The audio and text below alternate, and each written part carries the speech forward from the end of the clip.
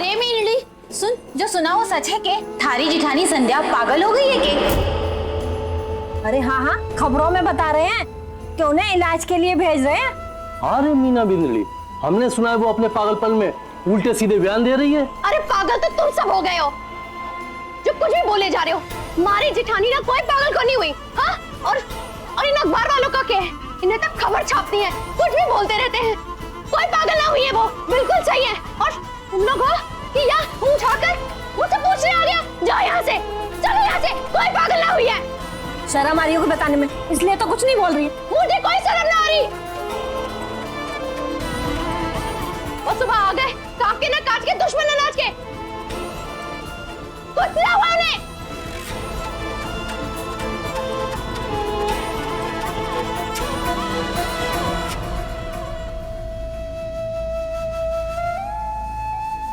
वेद, अरे क्या हो बेटा? झूठ उठा था, बाहर सब मेरी मम्मा को पागल कह रहे हैं। आप ही बताइए ना, क्या वहाँ सब लोग सही कह रहे हैं?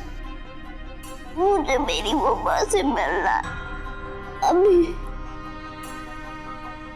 वेद, कुछ नहीं हुआ तेरी मम्मा को, ठीक है? तेरे पापा के ना आए वापस, हाँ, वो तो लोग जल्दी घर आ जाएंगे, है ना? और देख, तू लोगों की बात मत सुन।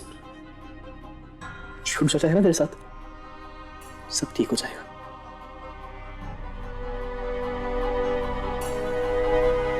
हम अभी पुष्कर हनुमान गली में संध्या राठी के घर के बाहर खड़े हैं। आप बने रहिए हमारे साथ, हम पल पल की खबर आप तक पहुंचाते रहेंगे। हम पुष्कर के हनुमान गली में इस वक्त उनके घर के पास खड़े हैं और देखिए उन लोग आ गए। आइए हम जानते हैं उनके घर वालों के रिएक्शन क्या है। आइए संतोष जी, पुलिस डिपार्टमेंट का कहना है कि आपकी बड़ी बहू संध्या राठी अपना मानसिक संतुलन खो बैठी है। क्या वो सच में पागल हो गई है?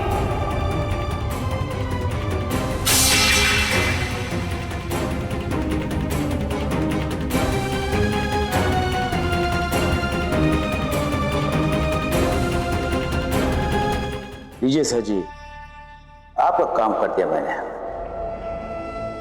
बहुत जल्द पुलिस डिपार्टमेंट ऑफिशियली संध्या को पागल करा कर देगा। फिलहाल उसे एडमिट ब्लॉक में रखा गया है, लेकिन परेशानी की कोई बात नहीं।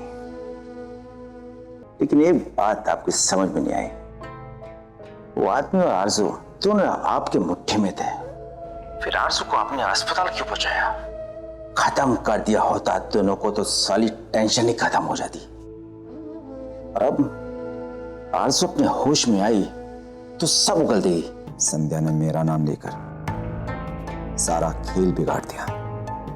अगर ऐसे में आरजू को मार देते तो उसकी कहानी सही साबित हो जाती कि आरजू की जान को खतरा है। कोई तीसरा इन सबके बीच है। कई सवाल खड़े होते हैं। आरजू को तो हम बाद में संभाल लेंगे, पहले जरूरी है संध्या की लगाम खींची रखना। तुम संध्या पर ध्यान दो। जब तक पुलिस डिपार्टमेंट संध्या को पागल करार नहीं देता है, तुम्हारा काम खत्म नहीं हुआ है। ठीक है?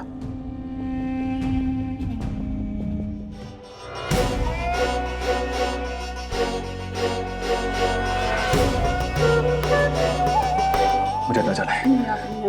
नहीं प्लीज मिस्टर सूरज, जानता हूं कि आप अपनी पत्नी से बहुत प्यार करते हैं, लेकिन संध्या इस वक्त अपने होश में नहीं है। ऐसी हालत में पत्नी को पति की जरूरत हो गई है। सर मुझे एक बार बस मिलने का मौका दो। मैं यूं गया और यूं आया, मैं आपसे दरख्वास्त कर सकता हूँ सर, यहाँ पे किसी को नहीं बोल सकता। आप जाने दीजिए बस एक बार। ठीक है मिस्टर राठी, अब संध्या से मिल सकते हैं, लेकिन थोड़ी देर के लिए। ठीक।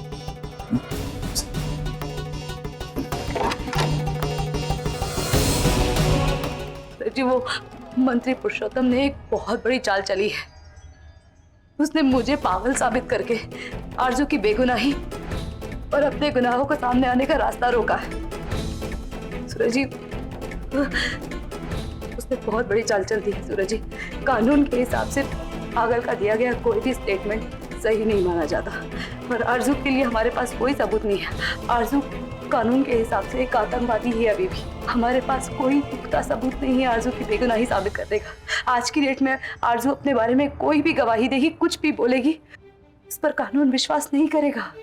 हम फंस चुके हैं सूरज जी, हमारे पास कोई सबूत नहीं है।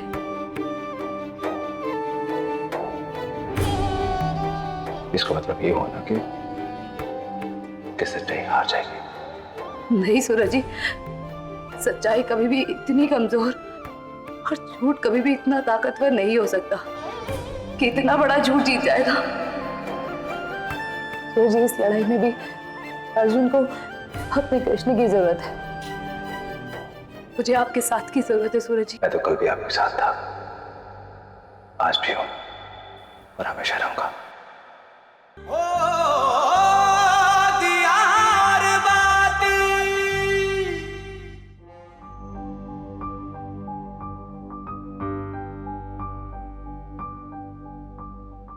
वाकई में सर, वाकई में मेरी संध्या वो संध्या नहीं रही।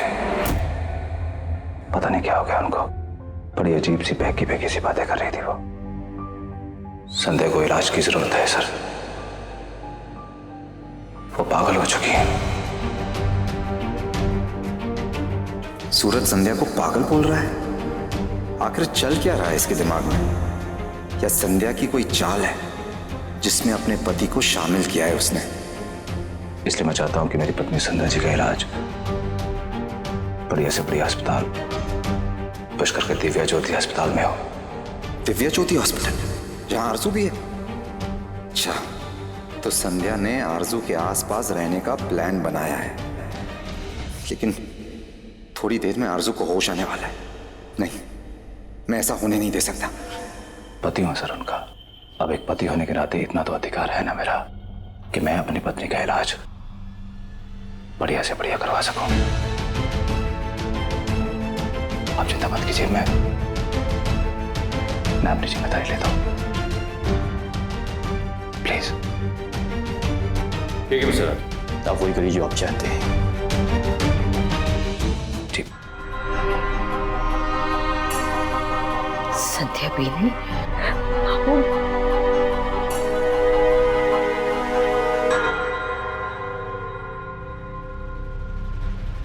अभी मैं बिल्कुल ठीक हूँ, कुछ नहीं हुआ है मुझे, आप परेशान मत होइए। पर बीनी, बाहर सबकी बातें सुन सुन कर ना मारो काल जो बैठे जा रहे तो, और टीवी में भी कितना उल्टा सुल्टा दिखाया जा रहा है।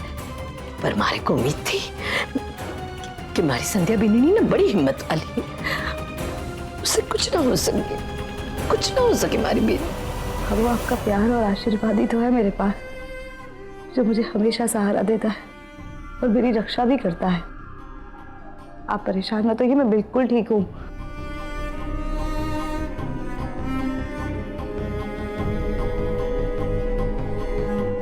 जावेद,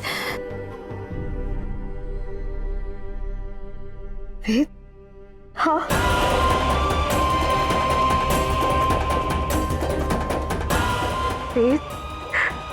मम्मा बिल्कुल ठीक है, कुछ नहीं हुआ है मुझे। ये रहा आरजू के कमरे का मैप। रक्षा, ये है उसका कमरा। सूरज जी, आरजू के कमरे में जाने का सिर्फ एक ही रास्ता है।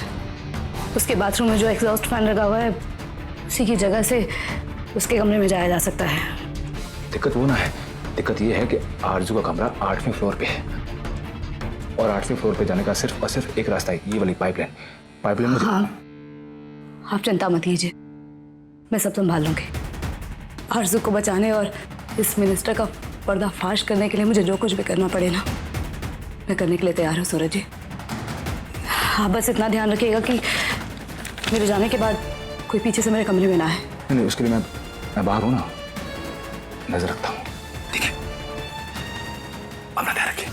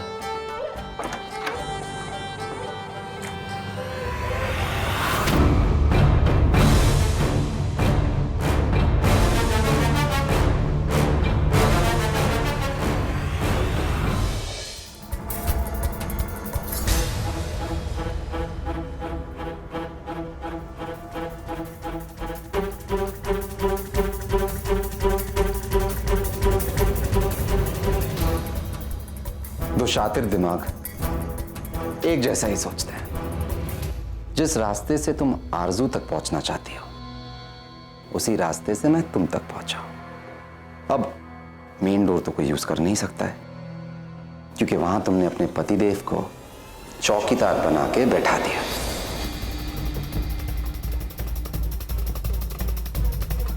तो आखिर अपना असली चेहरा दिखाई दिया तुमने।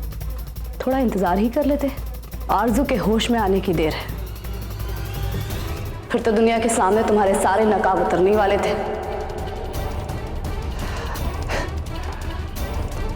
एसएसपी साहिबा, आज ना मैं पुलिस की ट्रेनिंग में एक नया चैप्टर जुड़वा दूंगा। अपने दुश्मन को कभी कमजोर ना समझना। वैसे तुमने सोचा क्या था?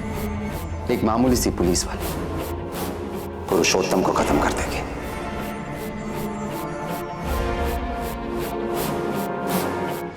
बड़ी तारीफ सुनी थी तुम्हारी समझदारी की, लेकिन तुम तो बस हवा में तीर छोड़े जा रही हो। Excuse me.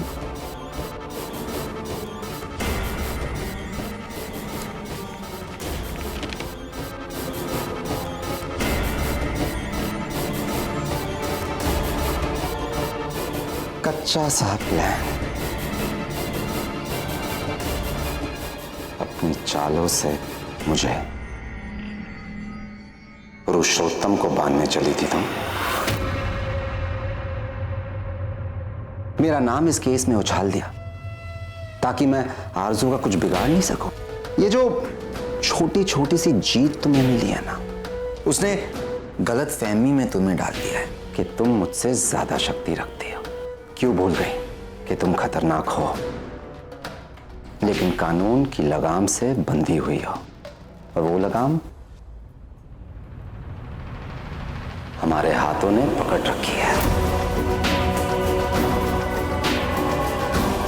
ये रुतबा, ये हस्ती अपने बाप दादा से विरासत में नहीं ली है, मैंने खुद बनाई है।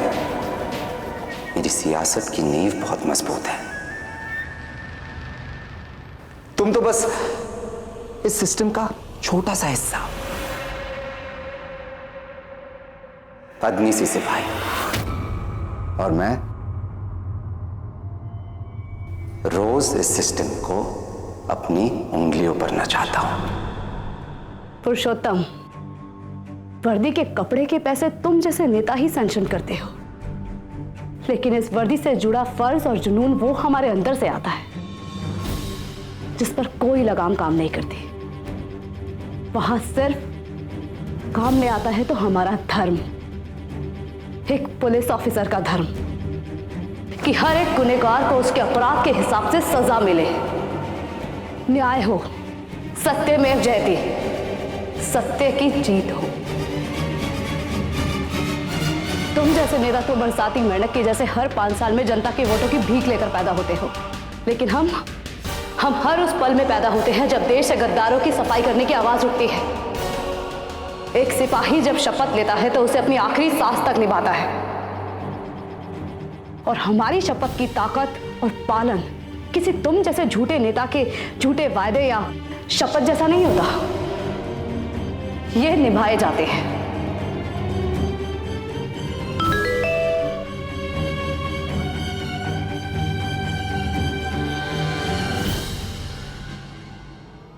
सर मुझे मैसेज आया है कि आरजू को होश आ गया है। सर सिर्फ 15 मिनट का वक्त है हमारे पास।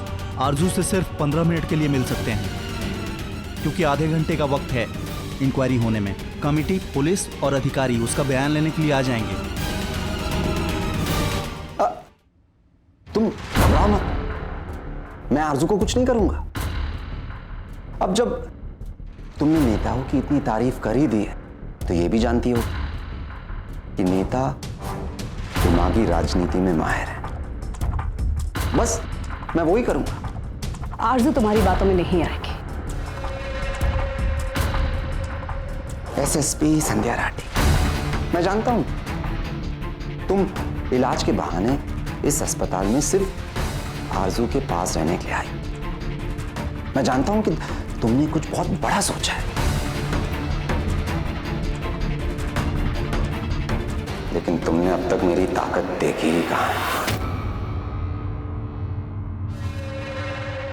अगले 15 मिनट में सारा खेल पलट जाएगा।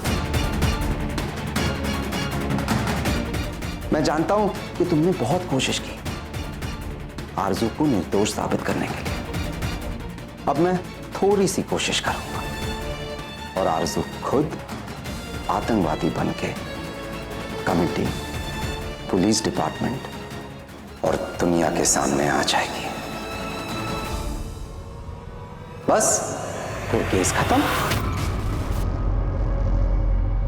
लेकिन एक बात है, तुम्हें अपनी बहादुरी के इनाम जरूर मिलेगा।